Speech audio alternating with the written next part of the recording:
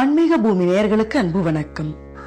நம்ம காஞ்சி பெருவாளுடைய கடைசி நிமிஷங்கள், மறக்க முடியாத அந்த துவாதசி இல்லையா? கண்கள்ல நீர் வற்றாத ஒரு நாள் நம்முடைய வாழ்க்கைகள் எல்லாம் உண்டு அப்படின்னாக்கா அது 1994 ஜனவரி 8 தான். அன்னைக்கு காஞ்சியில என்ன நடந்தது? கண்ணீர் வற்றாமல் வடியறதுக்கு வழக்கமா ஏகாதசி உபவாசம் முதல் நாள்.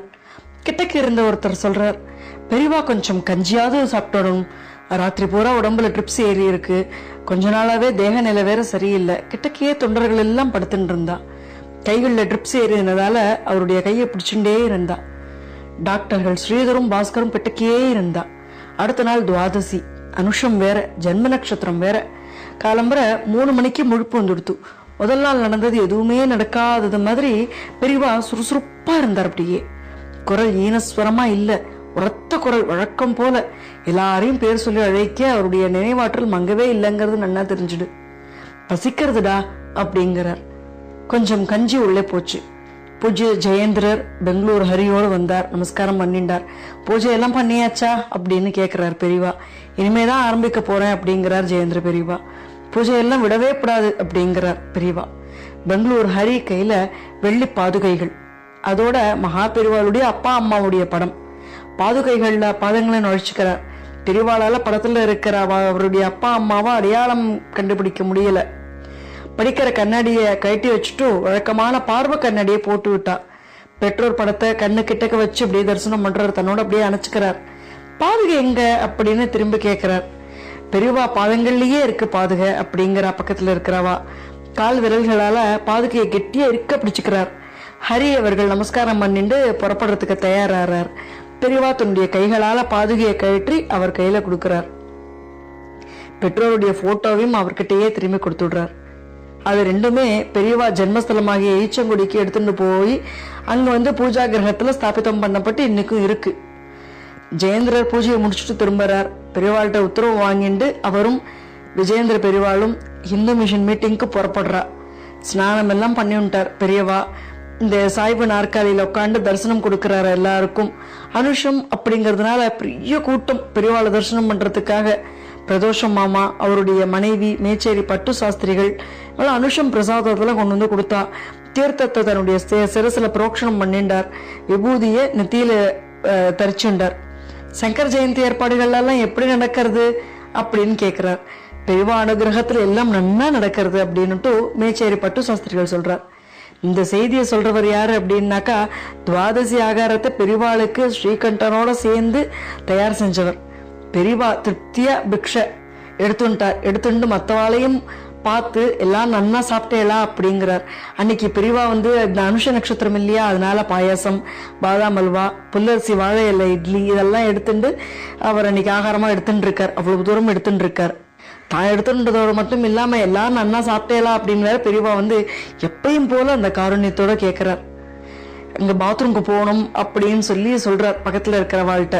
அதனால வைத்தா மாமா அப்புறமா அரக்கோணம் பாலு மாமா 2 பேரும் கால்களை பிடிச்சுக்கிறது, கால்களை எல்லாம் பிடிச்சுட்டார். பாலு அப்படிங்கிறவர் தோலை பிடிச்சுக்கிறார். அப்படியே மெதுவா அப்படியே தூக்கிட்டு போறா.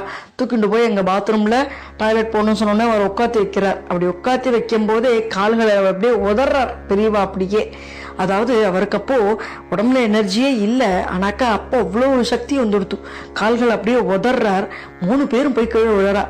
அப்படியே உட்கார்ந்த நிலையில அப்படியே பெரியவா சித்தி அடையிறார். ஒரு விளக்குன்னு கை கால் அப்படி ஒரு உதறிண்டார். அவ்வளவுதான் சித்தி அடைஞ்சுட்டார். மகாபெரிவா இனிமே இல்லை, பெரியவாளை படுக்க வைங்கோ அப்படின்னுட்டு டாக்டர் பாஸ்கர் அவசரப்படுறார். மற்ற டாக்டர்களும் ஓடி வர்றா. பரிசோதிச்சு பார்க்கறதுல ஒன்றும் இல்லை. கண்களில் ஏக்கத்தோட மகாபெரிவா சித்தி அடைஞ்சுட்டா அப்படின்னுட்டு டாக்டர்கள் எல்லாம் ஊர்ஜிதம் பண்ணா. பரமேஸ்வரன் விடைபெற்றுன்னு புறப்பட்டு போயிட்டார் கைலாசத்துக்கே.